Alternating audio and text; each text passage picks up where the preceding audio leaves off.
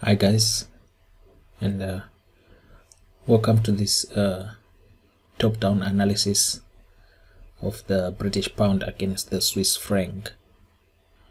So I just asked the members in the group to provide me with one pair that we can look at, and one member suggested that we take a look at British pound against the Swiss franc.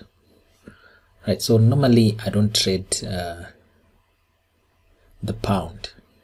In fact, I don't trade the pound since Brexit. I haven't been bothering myself with the pound, but be that as it may, I am going to do a top-down analysis and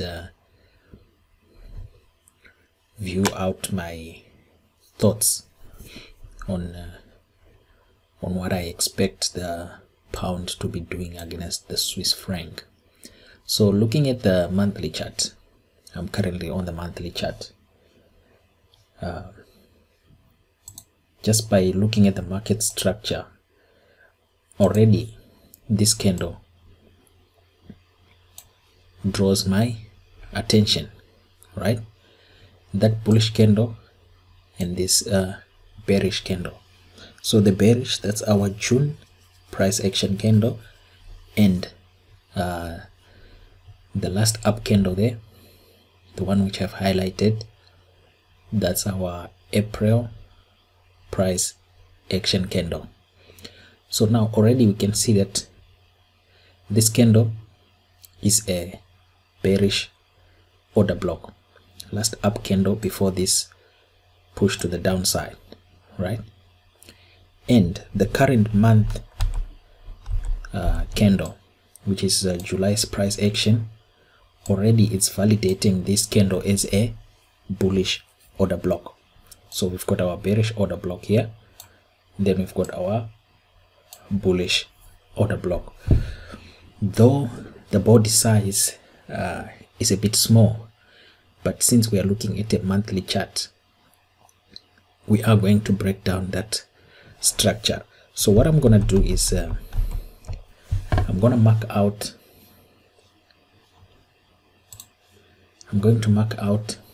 the significant price points in the past 4 months, which is going to define my trading range of what I'll be looking at. And already I can see that we've got this old low, right? Then we've got this old high, that's June's high and low. The June high took out all the buy stops that were up here, and then market crashed to the downside, and the June low took out all the sell stops that were below here, and market turned bullish in the coming month, which is currently July, and July is coming to an end. We've got like 2-3 days left for July, so definitely this candle might close above the opening price of June, which then validates this candle as a bullish order block. So I'm going to mark out firstly the June high,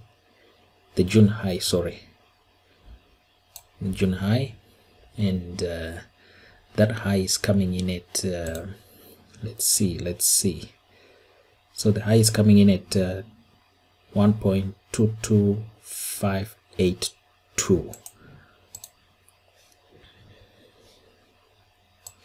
So let's mark out 1.22582.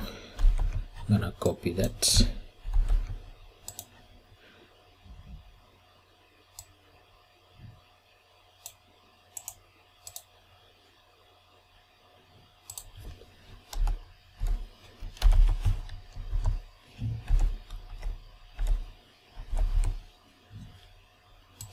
So that's our June high, and the June low is coming in at 16,295. 16,295. 16,295.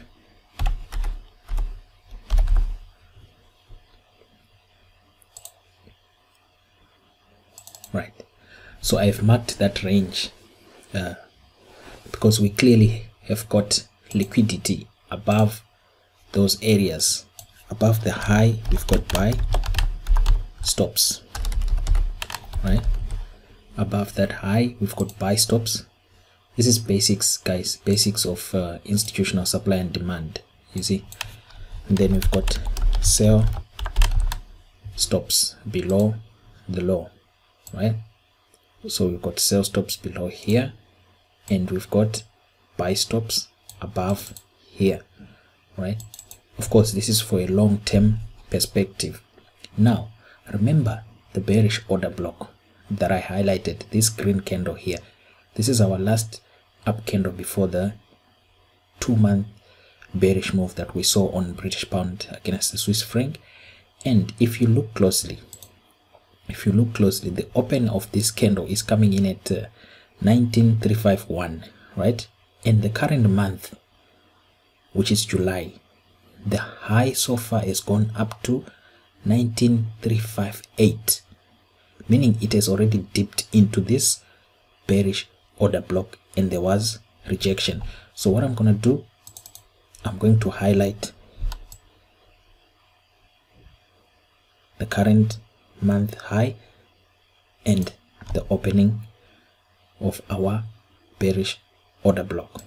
So now you can already see I've got a range that I expect price to be moving in. So it's in this area that I have to anticipate what am I gonna do when price reaches a certain point.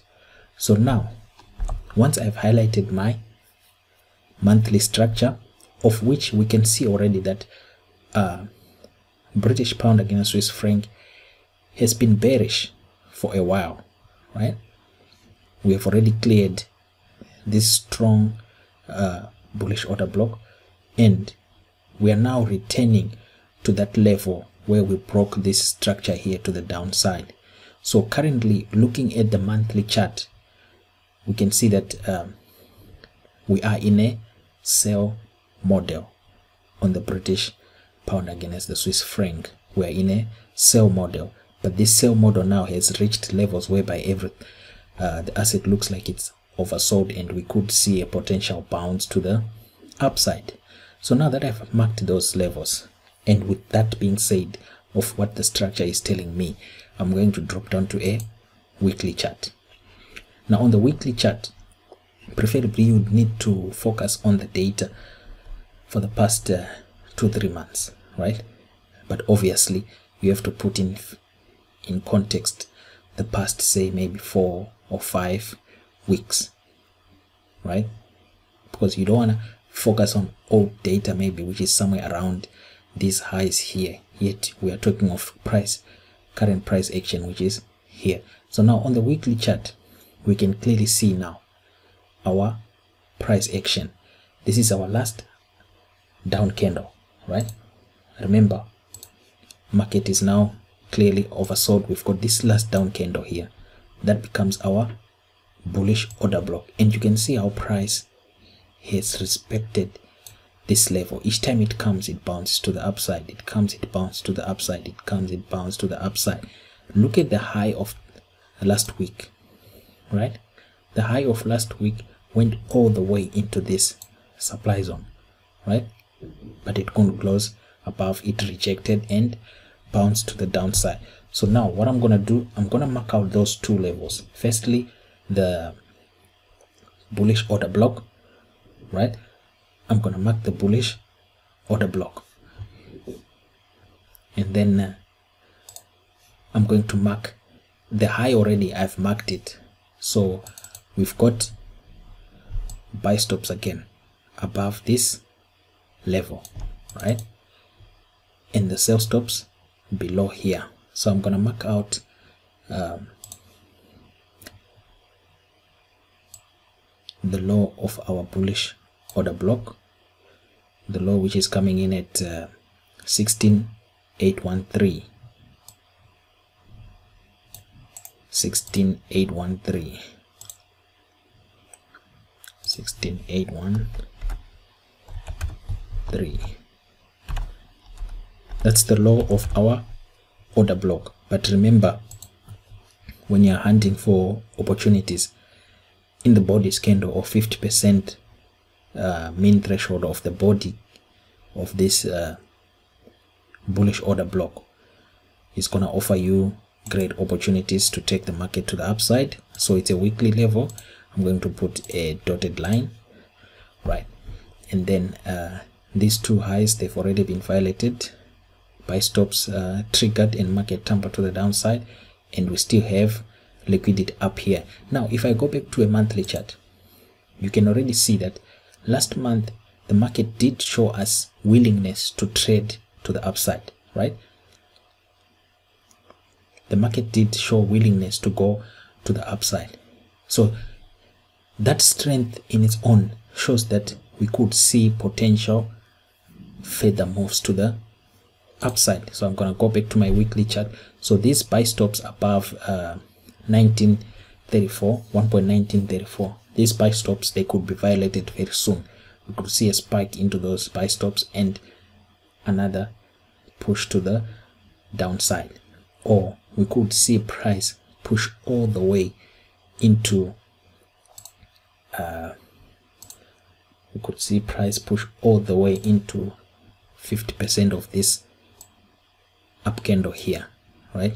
Which is our, see this big candle, that's our bearish order block. So in this candle here, you have to anticipate price to trade lower, right? So now what do institutional traders require for them to trade short? They need what? Longs. They need buy stops. And for institutional traders to trade short, they need what? Buy stops, which is long liquidity. For them to trade long, they need short. Shorts meaning sell stops, right? For longs, they need short liquidity. For shorts, they need long liquidity, right? What do you need to go long as an institutional trader? What do you need to go long? You need what? Shorts. What do you need to go short as an institutional trader? What do you need, right? You need longs if you're gonna trade short. This is basics, guys. We all know that for every seller there needs to be a buyer, and for every buyer there needs to be a seller. So now that we have highlighted my weekly level, which is going to be of importance to my structure that I'm trading, right? So we've got a bullish order block here, and then we've got this big bodied candle here, which acts now as our bearish order block. But for it to be in contention of what we are going to be doing, we need these buy stops to be cleared. So I would be expecting market to push to the upside, clear the buy stops, right? That's long liquidity, that's short liquidity, these buy stops.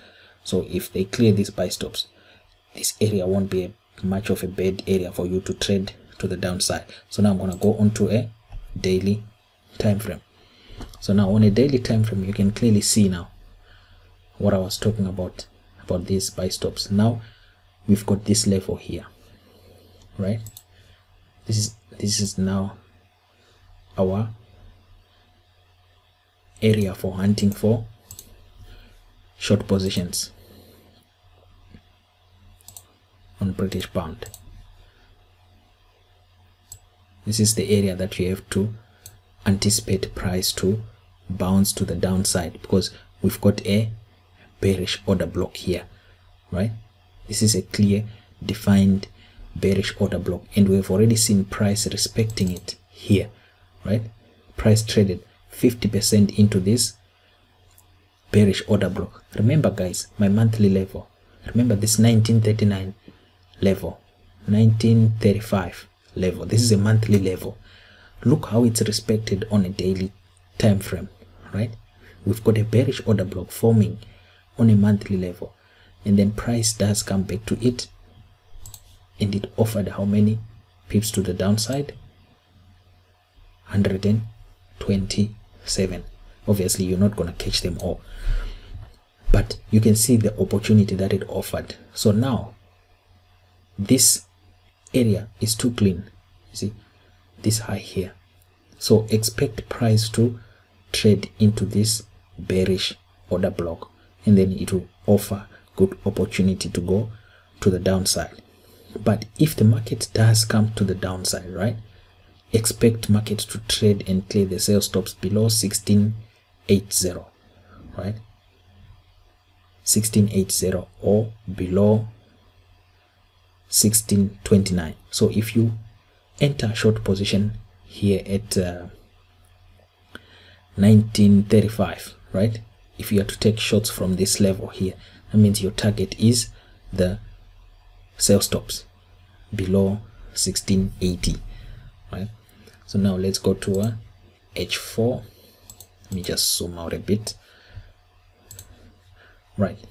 So now on an H4 chart, you can clearly see here is our bearish order block. So you see now on daily time frame, we've got a bearish order block here. You see where the gray shaded area starts? That's the daily bearish order block that I've highlighted. Look how many opportunities it offered. First, the market came back. You see these highs. You see here, there was buy stops above here. Market spiked into demand, close below, and then market tumbled 122 pips, right? The same process repeats itself. You see this high. Let me grab my drawing tool. You see this high, right? It's not a coincidence that you see price coming and spike in and then trade lower. It's not a coincidence. You've got these two equal highs here. Market comes in. You see this green candle, this big bullish candle. How many people were buying, right?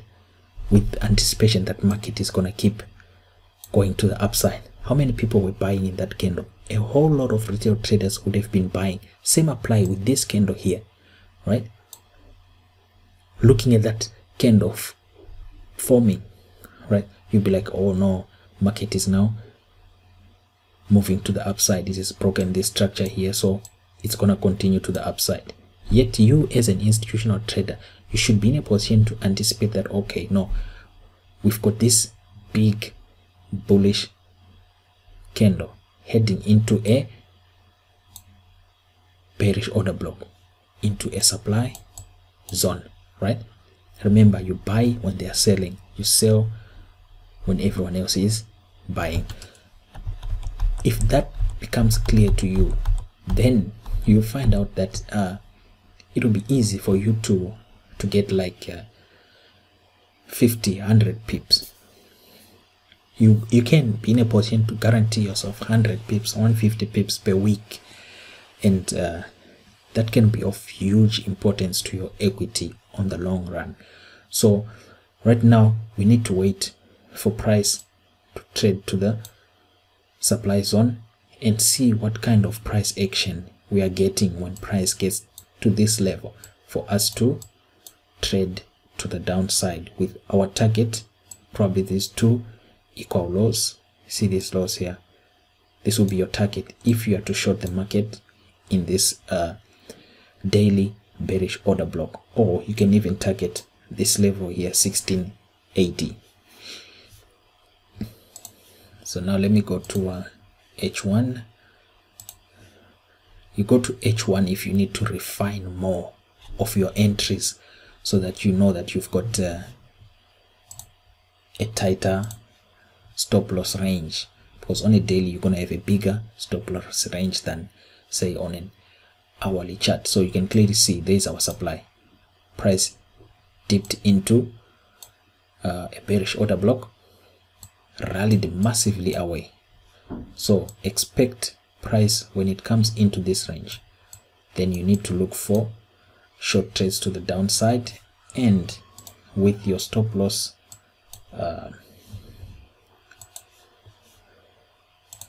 your stop loss should be way above this level here. So if you are to enter, say here, when price comes here, stop loss is way above here. So you're looking at about 60 pip stop loss, right?